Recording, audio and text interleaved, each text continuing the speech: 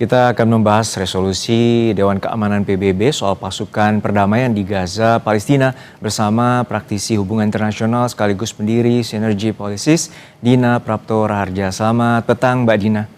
Sehat-sehat selalu. Selamat petang Mas Juno. Ya, Mbak Dina, kita lihat bahwa resolusi Dewan Keamanan PBB mengajukan pembentukan pemerintahan transisi atau Board of Peace dan kemudian juga pasukan internasional yang akan beroperasi di Gaza hingga maksimum 31 Desember 2027. Anda melihatnya seperti apa dan Indonesia juga akan berkomitmen untuk mengirimkan pasukan dan personel ke Gaza?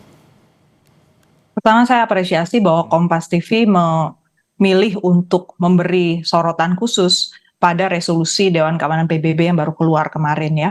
Karena menurut saya terlalu bising kalau kita langsung bicara sudah siap, kita pasukan, kemudian kemarin marinir, kemudian sebelumnya juga ada Brimob dari kepolisian ya, mengatakan juga menyiapkan pasukan. Mengapa kali ini saya bisa melihat ketergesa-gesaan kita untuk langsung merespon tanpa melihat betapa skema ini harus kita sikapi dengan ekstra hati-hati, dan harusnya Kementerian Luar Negeri itu justru sentral di sini menjadi pilar utama dalam menggerakkan kita kapan kita move, kapan kita tunggu dulu, karena skema internasional yang kali ini yang dilalui di Dewan Keamanan PBB itu beda sekali dengan skema Dewan Keamanan PBB yang biasa. Pertama, faktor nama Trump ada di sana. Di mana-mana dalam resolusi Dewan Keamanan PBB itu biasanya kita mencantumkannya negara.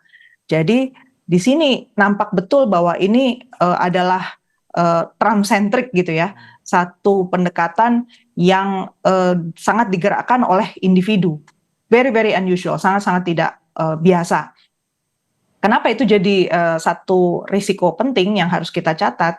Karena sebenarnya kalau kita lihat skema perdamaian pada umumnya, di situ harus dijelaskan juga mekanismenya dia berhadapan dengan pihak-pihak yang mau didamaikan itu seperti apa. Di sini justru tidak ada kejelasan posisi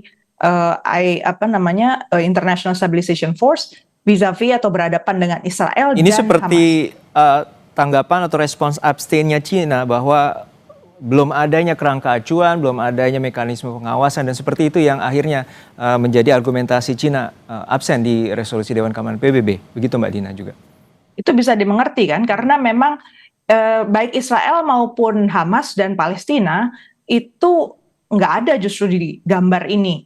Posisi mereka sebenarnya seperti apa? Bahkan tidak. Kalau kita, karena kita peduli terhadap Palestina, harusnya kita bisa membaca dengan jelas posisi Board of Peace ini ada sejajar dengan Palestinian Authority, atau Palestinian Authority adanya di bawah sehingga bisa diperintah. Kemudian mengingat bahwa di ketentuan soal Israel-Palestina ini kan sebenarnya bukan baru sekali ini ya. Bertahun-tahun kita selalu punya resolusi tentang Palestina, tapi resolusi yang kali ini tidak merujuk satupun terhadap apa yang sudah dilahirkan sebelumnya, dan itu terkait misalnya status bahwa telah terjadi genosida, telah terjadi violence terhadap ini, kemudian penjajahan terhadap wilayah Palestina, itu nggak dikutip sama sekali. Jadi seakan-akan ini dicopot dan untuk menyenangkan hati Trump. Jadi sangat kelihatan bahwa ini driven by Amerika Serikat gitu, di drive oleh Amerika Serikat. Dan sebelumnya bahwa Menteri Pertahanan Syafri Samsudin menyatakan bahwa Indonesia siap dengan ada dua opsi, yakni dari mandat PBB sendiri dan juga ada mandat inisiasi dari Trump. Anda melihatnya ini adalah sangat Trump-sentris? Sangat Trump-sentris. Dan kita harus berhati-hati begini ya, kalau Mobilization Force berhasil, itu minim. Kalau kita bicara yang lebih teknis lagi, ini urusan meletakkan personil di sana itu kan pasti ada urusan logistik, pembiayaan, kemudian komandonya dari siapa, apakah Indonesia atau apakah Presiden Prabowo siap Indonesia itu diperintah oleh Amerika Serikat, padahal kita punya posisi yang jelas-jelas tidak sama ya dengan Amerika Serikat dalam hal perdamaian. Kita sama-sama ingin perdamaian, tapi caranya dan apa yang kita highlight, kita garis bawahi sebagai perjuangan Indonesia untuk Palestina itu beda loh.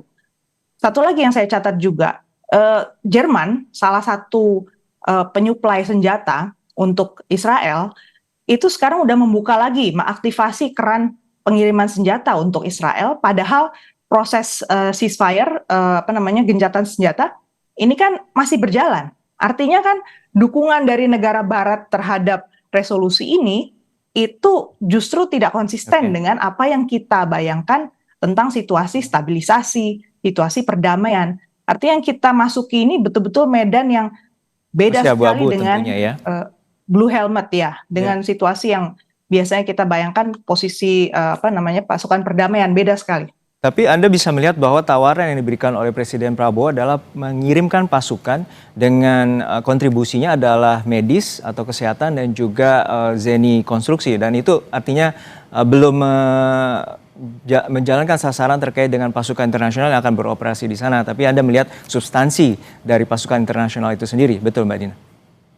Karena kalau kita lihat payungnya yang akan memberangkatkan orang-orang ini adalah di bawah payung resolusi yang digawangi oleh Amerika Serikat, kata-katanya jelas di sana ya, apa saja jenis-jenis kegiatan yang akan dilakukan, mulai dari personil, peralatan, keuangan, kemudian bantuan teknis untuk ISF itu sendiri. Jadi ISF itu menjadi satu entitas yang sangat sentral di sini. Kita justru seakan-akan nggak ngelihat lagi nih apa sebenarnya yang lagi dibutuhkan oleh Palestina dalam situasi seperti sekarang. Jadi kalau Hamas misalnya nanti melakukan penolakan, kemudian muncul lagi nanti gejolak gitu ya, Indonesia siapkah berhadapan dengan Hamas di sana? Itu kan satu pertanyaan yang serius ya, yang secara politik juga harus bisa kita pertanggungjawabkan di dalam negeri. Baik, ini menjadi persoalan yang cukup kompleks dan perlu pendalaman lebih dan juga Indonesia harus bisa dapat mencermati pembentukan dari Board of Peace dan juga ISF atau pasukan stabilisasi internasional yang akan berada di jalur Gaza. Terima kasih sekali lagi perspektifnya Mbak Dina Praptora Harja, pendiri dari Synergy Policies telah berbagi bersama kami di Kompas Petang. Sehat-sehat selalu Mbak. Sama-sama, terima kasih.